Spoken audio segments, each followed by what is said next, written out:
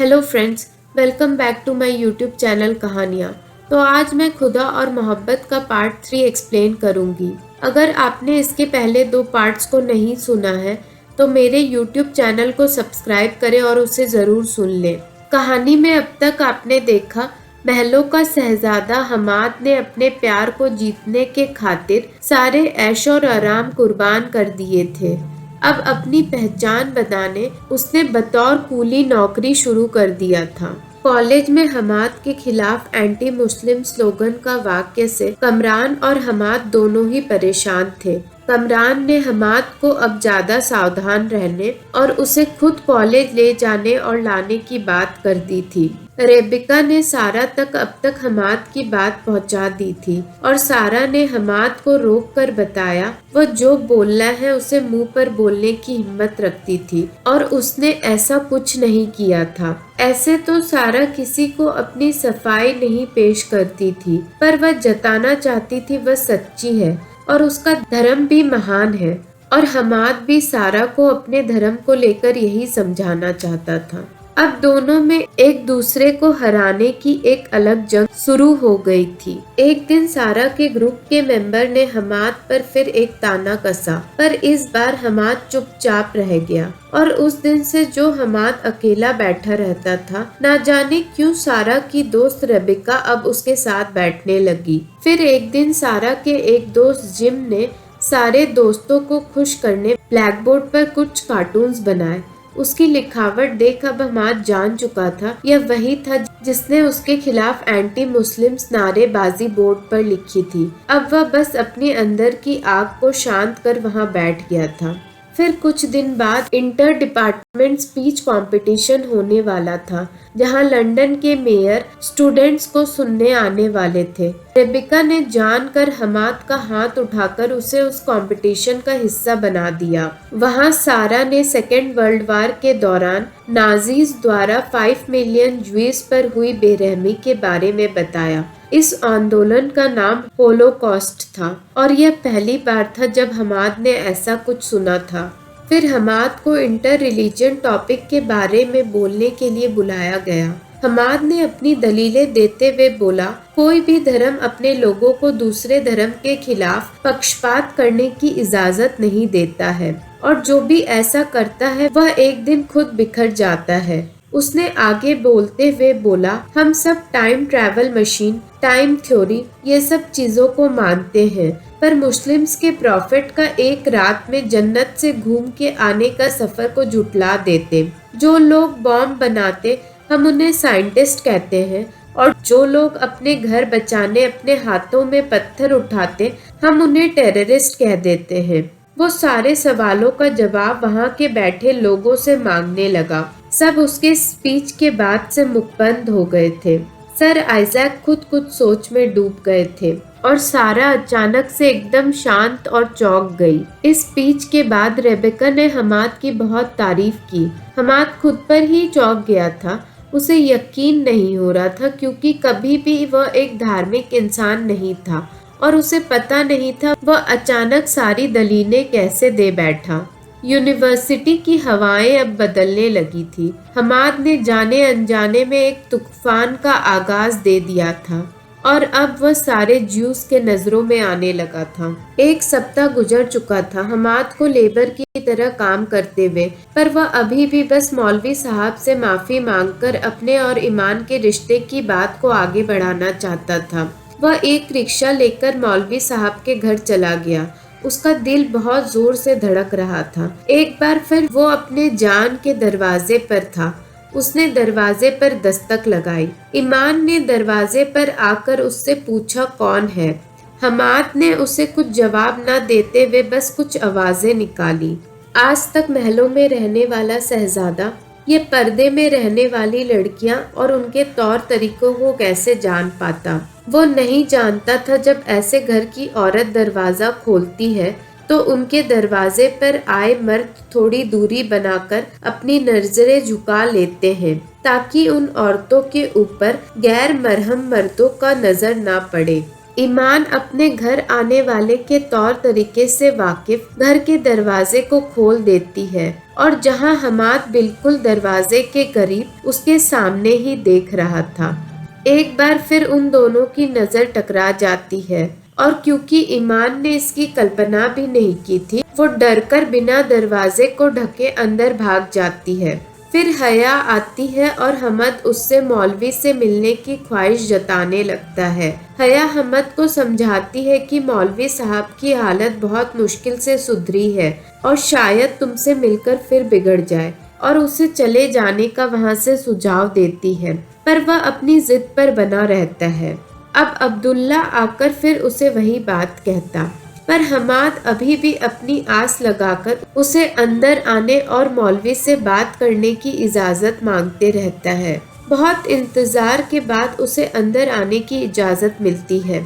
इस बार उसे और भी कड़े पर्दे के साथ अंदर लाया जाता है। मौलवी एक छड़ी की मदद से हमाद के पास आते हैं और हमाद उन्हें सलाम करता है। उनके हाल चाल पूछने के बाद वो एक बार फिर उनसे माफ़ी मांगता है। मौलवी जवाब में कहते हैं वो पहली बातों को भूल चुके हैं और उन्होंने उसे माफ़ कर दिया है और उसे उन जैसे गरीबों के घर से दूर जाने को कहते हैं। पर हमाद तो वहाँ उनसे माफ़ी मांगने और ईमान का रिश्ता लेकर आया था। वह फिर अपनी जिद पर आ जाता है और उन्हें बताने लगता है कैसे उसने अपने घर को छोड़कर एक लेबर की नौकरी करना शुरू कर दिया है। मौलवी एक बार फिर उसे उसके सामने और उसकी थोड़ी बची कुची इज्जत को बख्श देने कहते हैं। हमाद फिर भी अपनी जिद और दलीलें देने लगता है। तब मौलवी अपना आपा खोते हुए हमाद को बताते हैं हमाद और ईमान का कोई जोड़ नहीं था। हमाद और ईमान की तरबियत में बहुत फर्क था। हमाद के लिए कुरान बस एक ग्रंथ थी। वह ना तो अपने धर्म के मायने या मतलब जानता था, न अपने धर्म के बताए रास्ते पर चलता था, और मौलवी अपनी बेटी को ऐसे घर में देखकर उसके आने वाले कल को खराब नहीं कर सकते थे। मौलवी की इबादत का वक्त हो गया था। मौलवी ने नाराजगी से हमद से इजाज़त लेते हुए मस्जिद की तरफ चले गए। मौलवी के शब्द गर्म लोहे की तरह हमाद को चुभ गए थे। धर्म से उसकी दूरी उसे उसके प्यार से दूर कर रहा था। यह बात उसके समझ से बाहर था। उसके लिए यह अब धर्म और मोहब्बत की जंग बन गई थी। वह अपने टूटे दिल के साथ वापस स्टेशन आ गया था। मौलवी के शब्द ने उसे बेपनाह प्यार का गुरूर तोड़ दिया था और वह खुद को दुनिया का सबसे अकेला आदमी महसूस कर रहा था। एक बार फिर ह्यूमन की क्लास थी और इस बार सर आइजैक ने हमाद को मोहब्बत के बारे में अपनी राय देने के लिए बुलाया। हमाद ने मोहब्बत को 3 हिस्से में बांटते हुए पहले हिस्से को एक तरफा मोहब्बत, दर्द और तकलीफ का नाम दिया। दूसरा हिस्सा सुकून और चैन का, जब उसका प्रेमी उसके मोहब्बत को स्वीकार कर लेता है, और तीसरा हिस्सा और भी ज्यादा दर्द और तकलीफ का, जब मोहब्बत करने वालों को एहसास हो जाता है कि मिलने से ज्यादा दर्दनाक अपने मोहब्बत से बिछड़ जाने का गम होता है। उसकी यह बात ने सबको गहरी सोच में डाल दिया था। सारा भी अलग तरह से हमाद की तरफ देखने लगी थी और ना जाने क्यों पर अब सब हमाद के दोस्त बनने लगे थे, उससे बातें करने लगे थे। अब रेबेका ने हमाद से सवाल करते हुए उसके मोहब्बत के एहसास के बारे में पूछा। हमाद ने अपने एहसास को जाहिर करते हुए बताया उसके मोहब्बत में उसका सर धड़ से अलग हो गया था। उसका शरीर मोहब्बत के दर्द में तड़प रहा था और मौत से पहले उसने पूरे दीवार को अपने मोहब्बत के खून से रंग दिया था। रेबिका इस जवाब से बहुत प्रभावित हो गई थी। उसने हमाद को बताया कि उसने अपने दोस्त सारा को छोड़कर हमाद के साथ बैठना इसलिए शुरू किया क्योंकि उसने हमाद की आंखों में एक अलग सी चमक देखी थी और अब उसके साथ वक्त बिताने पर वो हर पल महसूस कर पा रही थी हमाद सबसे अलग और सबसे खास है। मौलवी से मुलाकात के बाद अब हमाद और भी सोच में पड़ गया था। उसे ऐसा लगने लगा था जैसे उसने अपनी पहचान ही खो दी हो। हमाद ने निखत को खत लिखते हुए उसने ईमान के जूते से निकले टूटे मोती को ईमान को वापस करने को कह दिया। अब तक हमाद के लिए वह मोती एक ठंडा ठंडक और सुकून का एहसास था, पर अब वह चाहता था यह मोती ईमान उसे खुद लौटाए, और तब जब हमाद की किस्मत उस पर ईमान को तोहफे में दे, हमाद पर रहम करे। अब हमाद की लड़ाई दुनिया से नहीं बल्कि उसकी अपनी किस्मत से थी। कुछ लम्हे इंसान के जीवन में ऐसे होते हैं जब इंसान बस अकेलेपन और शांति में रहना चाहता है। एक दोपहर हमाद ऐसे ही अपनी तन्हाइयों में बैठा था, तभी एक बूढ़ा आदमी जिसका नाम रहमतुल्लाह था उसे शुक्रवार की नमाज में उसके साथ चलने को कहता है। हमाद तो कभी भी मस्जिद नहीं जाता था, तो फिर ये शुक्रवार क्या था। उसने उसे किसी और के साथ जाने को कहते हुए कहकर वहां से जाने को बोल दिया। क्योंकि नमाज में वक्त था, वह आदमी वहीं हमाद के पास बैठ गया। उसने हमाद से सवाल करते हुए बोला, शायद तुम्हें इबादत करने में दिलचस्पी नहीं है। हमाद में जवाब देते हुए बोला, वह तभी इबादत करता है जब उसका मन करता है, वरना नहीं।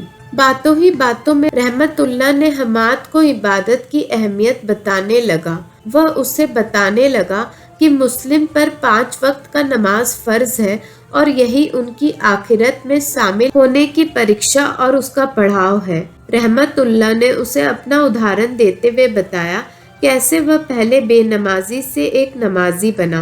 अब तक जोहर का वक्त हो गया था।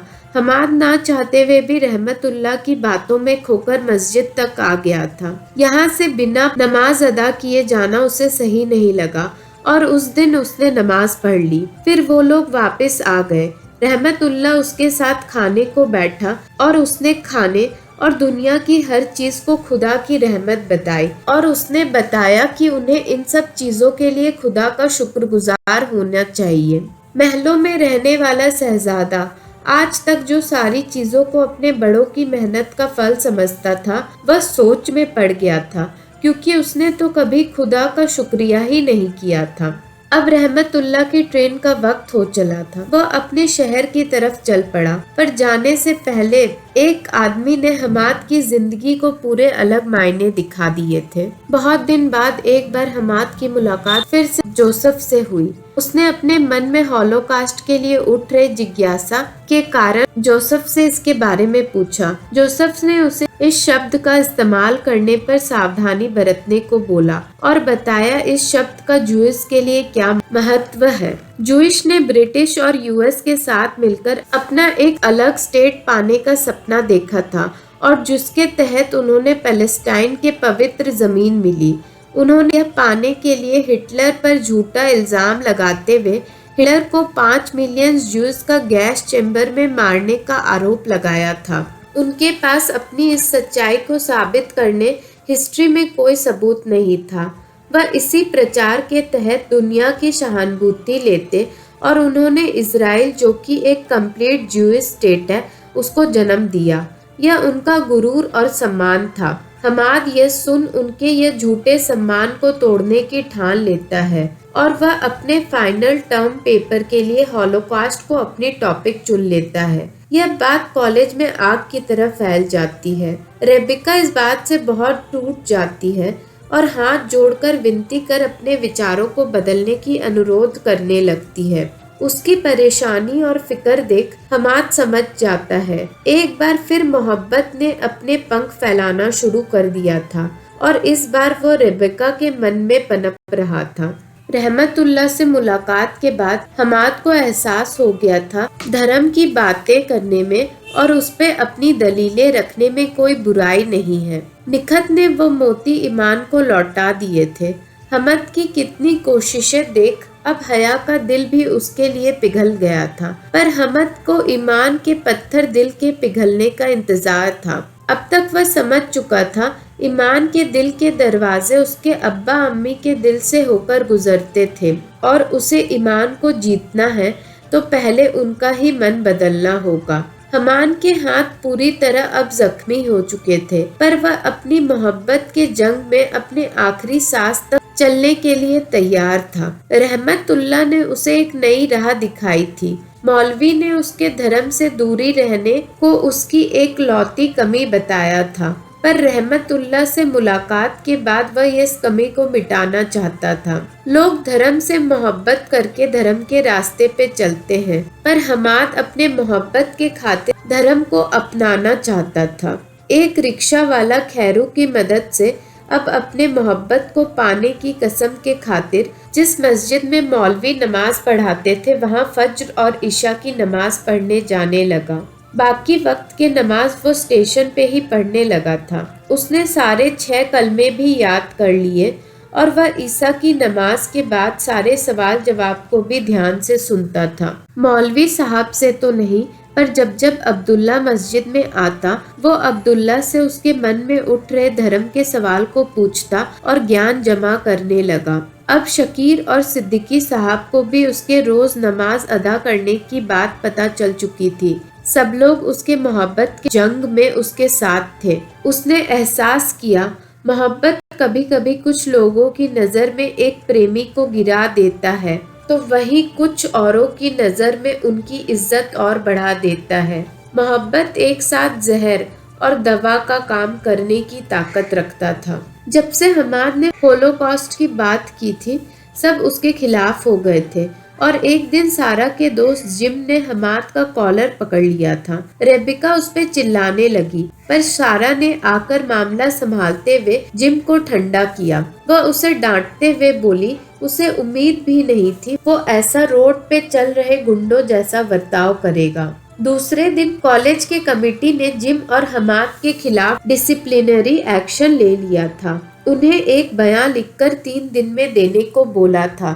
सर आइजैक के सवाल पूछने पर हमाद ने खुद को बेगुनाह बताते हुए सारा का नाम सामने रख दिया था और बोला वह सारी सच्चाई जानती है क्योंकि वह भी वहाँ पर थी। सर आइजैक और रेबिका दोनों यह बात सुनकर चौंक गए थे और रेबिका को डर था अब हमाद को कॉलेज से निकाल दिया जाएगा। एक दिन अब्दुल्ला, हया, ईमान और उनकी अम्मी के साथ मार्च उसकी फूफी के घर कोई समारोह में जाने के लिए स्टेशन आया। हमाद ने अब्दुल्ला को देख उसी कुली का पूछा और उसके सामान अपने हाथों में ले लिए, पर एक बार फिर ईमान उसके नजरों के सामने आ गई थी और उसे देख वह फिर अपनी सुध-बुध खो बैठा। उसे खुद पर नाराजगी भी थी कि क्यों वह बार बार ईमान के सामने आते ही ऐसा बेबस हो जाता है और उसकी जबान बंद हो जाती है। फिर उसने देखा ईमान ने जब से उसे ऐसे देखा है वह बुरी तरह से कांपने लगी थी। वह उन्हें ट्रेन की तरफ ले जाकर ट्रेन में बैठाया। अब्दुल्ला औरतों को औरतों की जगह बैठाकर नीचे उतरा। हमाद के हाथों से अपने आँखों को छूने लगा और उसके आँखों में आंसू थे। दोनों ने एक दूसरे को गले लगाया। यह नजारा देख हया भी रोने लगी थी। ईमान शहर से जा रही थी। यह सोच ही हमाद को दुखी करने लगी थी। अब उसकी नजर ईमान के तरफ गई और मानो सारी दुनिया हमाद के लिए वहीं रुक गई हो। बस ईमान और उसकी 2 आंखें थी। यह पहली बार था जब ईमान खुद की मर्जी से हमाद को देख रही थी। हमाद की जीत हो गई थी। वह इस पल मर जाना चाहता था क्योंकि अब उसकी जिंदगी में कोई और ख्वाहिश नहीं बची थी। ट्रेन चलने लगी और ईमान की नम आंखें हमाद पर ही ठहर सी गई थी। हमाद उस ट्रेन के पीछे भागने लगा। तभी गफूरा ने और कुली को उसे पकड़ने के लिए बोला क्योंकि वह शायद पटरी पर आकर मर जाता। ईमान की आंखों में कुछ सवाल था। शायद वह चाहती थी हमाद अपने पागलपन और जिद को छोड़ दे। हमाद बस ईमान से बातें करना चाहता था। उस दिन के बाद से सारे लेबर की नज़र में उसकी इज्जत बढ़ गई थी। ईमान के जाने के बाद से हमाद को बहुत तेज बुखार रहने लगा था, पर उसने मस्जिद जाना नहीं छोड़ा और एक दिन मस्जिद में सवाल जवाब के वक्त उसने फिर मौलवी से उसके मोहब्बत को स्वीकार करने की जिद करने लगी। मौलवी ने उसका मोहब्बत, धर्म के लिए झुकाव को बस एक लड़की को पाने के लिए धोखा और फरेब का नाम दिया और बहुत नाराजगी जताते हुए बेबस होकर उसके आगे रोने लगा। मौलवी ने बोला उसके सामने आना मौलवी के लिए रातों की चैन नींद सब चुरा लेता है और बार बार उसके सामने उसकी भोली भाली बच्चियों की इज्जत छीनने का एहसास दिलाता है। उसकी बच्चियां धूल और हमाद आसमान का सितारा था, जिनके रिश्ते पर सब बस सवाल करते और मौलवी की निंदा करते। मौलवी की पूरी दाढ़ी आंसुओं से भर चुकी थी। वह हमाद को कहने लगा था, इतनी जिल्लत से अच्छा वह खुद ही ईमान का गला घोटकर उसे मार दे। हमाद मौलवी को थोड़ा संभालते हुए बाहर आ जाता है। वह अब पूरी तरह से बुखार में तड़प रहा था। उसे मौलवी से ऐसे बात करने पर शर्मिंदगी महसूस होने लगी और उसे लगने लगा उसने खुद ही अपने लिए सारे दरवाजे बंद कर दिए हैं। खैरू के साथ स्टेशन आने पर हमाद बेहोश हो गया। हमाद और जिम को यूनिवर्सिटी ने 6 महीने के लिए एक्सपेल करने का फैसला किया था। उन्होंने सारा का बयां भी नहीं लिया था। हमाद अब तक जान चुका था यह सर आइजैक और जिम के द्वारा सजाई गई सोची समझी साजिश है, क्योंकि वह होलोकॉस्ट के बारे में लिखना चाहता है। क्योंकि सारा जिम की दोस्त थी, वह इस मामले में हमाद की मदद करने में कोई दिलचस्पी भी नहीं रखती थी। पर जब रेबिका ने सारा को बताया हमाद ने खुद उसका नाम यूनिवर्सिटी के जज के आगे दिखाया है, वह अपने पिता सर आइजैक के खिलाफ जाकर हमाद के पक्ष में बयान देने लग जाती है। हमाद को राहत मिलती है और उसकी सजा माफ हो जाती है। हमाद का सारा पे भरोसा उनकी दोस्ती का पहला पड़ाव था। हमाद सारा को सच्चाई का साथ देने और उसका यकीन नहीं तोड़ने का शुक्रिया करता है। हमाद उसके और जिम के बीच हुए वाक्य को एक मजाक बताता है और जिम को भी सजा से बचा लेता है। यह हमाद और जिम की भी एक नई रिश्ते की शुरुआत थी। जिम पूरे क्लास के सामने हमाद को गले से लगा लेता है। आखिर मोहब्बत सब कुछ जीत ही लेता है। जिस रात हमाद और मौलवी की बहस हुई थी, हमाद के मस्जिद से बहुत देर तक बाहर ना आने की वजह से खैरू मस्जिद के अंदर उसकी हालत सोचकर चला गया। और अब खैरू गफूरा सब जानते थे हमाद एक राजा ही है और वह किसका बेटा है। गफूरा ने उसके ख्याल रखने और वह कहीं और न चला जाए और किसी मुश्किल में न पड़ जाए, इसलिए उससे वहां रहने का वादा ले लेता है। फिर निखत के जल्द बुलावे पे हमाद उसके पास जाता है और उसे पता चलता है मौलवी ने ईमान का निकाह अगले महीने की 15 तारीख को तय कर दिया है। हमाद जानता था मौलवी साहब से उसकी आखिरी मुलाकात के बाद अब उनके पास कोई और रास्ता नहीं बचा था। उसे यह भी पता चल चुका था जब वह बीमार था अब्दुल्ला कई बार स्टेशन पर उसे खोजने आया था। पर वो जब निखत के मुंह से यह सुनता है अब्दुल्ला ईमान का होने वाला शौहर है, वह चौंक जाता है, क्योंकि अब्दुल्ला उसके पागलपन और दीवानगी का गवाह था। अब्दुल्ला अपने अब्बा के इंतकाल के बाद मौलवी के एहसानों पर पल रहा था और उसके पास ईमान को कबूल करने के सिवा कोई और रास्ता नहीं था। और ऐसे भी अब्दुल्ला ने हमाद की दीवानगी देखी थी। उसे तो पता भी नहीं था अब ईमान के दिल में भी हमाद के लिए कुछ था। फिर एक सुबह अब्दुल्ला आया और हमाद से माफी मांगने लगा। पहले तो हमाद उससे थोड़ा नाराज था, पर उसने अपनी सफाई देते हुए हमाद को उसके ऊपर मौलवी के एहसानों के बारे में बताया और बताया मौलवी साहब को डर था अगर कोई और ईमान से निकाह करता तो शायद हमाद उन्हें अपनी बातें बताकर उसका जीवन बर्बाद कर सकता था। उसने हमाद से सवाल करते हुए पूछा अगर हमाद उसकी जगह पर होता तो वह क्या करता।